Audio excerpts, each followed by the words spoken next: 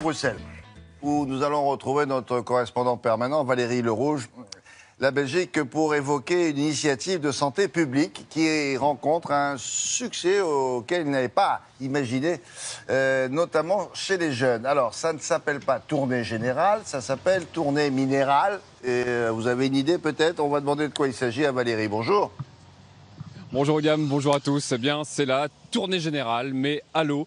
C'est une initiative de la Fondation contre le cancer qui invite donc les Belges à ne plus boire d'alcool du tout durant le mois de février. Ils espéraient 15 000 participants, il y en a 125 900 d'inscrits. Alors peut-être parce que la Fondation a eu la bonne idée de lancer des défis par équipe pour que les gens se motivent entre collègues, entre amis, entre colocataires.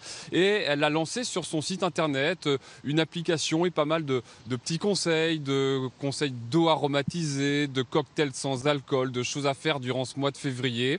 Résultat, eh bien, c'est assez étonnant et rassurant. Beaucoup de jeunes ont répondu à l'appel. On est allé en rencontrer quelques-uns ce week-end avec Sylvain Winans. Ils trinquent à l'eau aromatisée menthe framboise pour accompagner leur charcuterie. C'est un brunch un peu inhabituel qu'ont préparé ces 6 Bruxellois ce week-end pour respecter leur mois sans alcool. Il y a du champagne d'habitude. Du champagne d'habitude, là, on s'adapte. Un challenge pour cette bande d'amis qui a le sentiment de boire un peu trop et trop souvent. Moi j'ai fait les scouts, ça commence vite, jeune, et après ça devient une habitude. Donc je me suis dit c'est le moment quoi. Et je l'ai fait pas personnellement pour juger un peu mon rapport à l'alcool et le diminuer très clairement pendant un mois, enfin l'annuler en fait. J'avais aussi envie de voir les enjeux et les bienfaits que ça pouvait avoir au niveau de la digestion, mettre mon foie un peu au repos. Ça permet de se rendre compte aussi de la dose d'alcool qu'on peut ingurgiter. Pour les motiver, un calculateur sur Internet propose d'enregistrer sa consommation d'alcool hebdomadaire. Bon alors, il y a 8 bières, 10 verres de vin et 4 cocktails. Et le logiciel en déduit les économies réalisées et les calories évitées.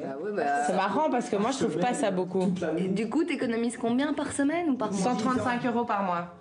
Chacun fait le calcul. À deux, a priori, ça fait 400 € d'économie par mois. C'est beaucoup, hein. Voilà. C'est une motivation? Ah oui, parce qu'en plus on a besoin de sous. Qui n'a pas besoin? Pour un chouette projet. Un argument qui n'a pas suffi à convaincre Baptiste, le seul de la bande à ne pas s'être inscrit.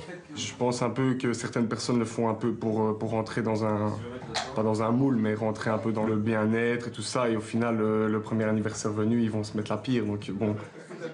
C'est avant tout pour susciter une prise de conscience que la Fondation contre le cancer a lancé cette opération. On n'est pas en train de demander aux gens d'abandonner totalement et définitivement l'alcool, mais d'abord de mesurer la place que l'alcool occupe probablement à leur insu dans leur vie. Et en arrêtant la consommation d'alcool pendant un mois, ils s'en rendront compte. Et puis après, évoluer vers une consommation modérée, contrôlée, raisonnée. Plus de 120 000 personnes se sont officiellement inscrites à la tournée minérale, 10 fois plus que ce que l'organisateur espérait. Ah, déjà pas mal alors. Alors il paraît que c'est pas une première, Valérie. Est-ce qu'il y a eu des initiatives du même genre ailleurs? Oui, alors c'est la Grande-Bretagne qui avait lancé Dry January, janvier sec, et ça avait commencé timidement. Désormais, plus de 2 millions de personnes y participent. Ça avait été lancé il y a 4 ans. Alors en Belgique, c'est en février, sûrement parce qu'il y a moins de jours à tenir.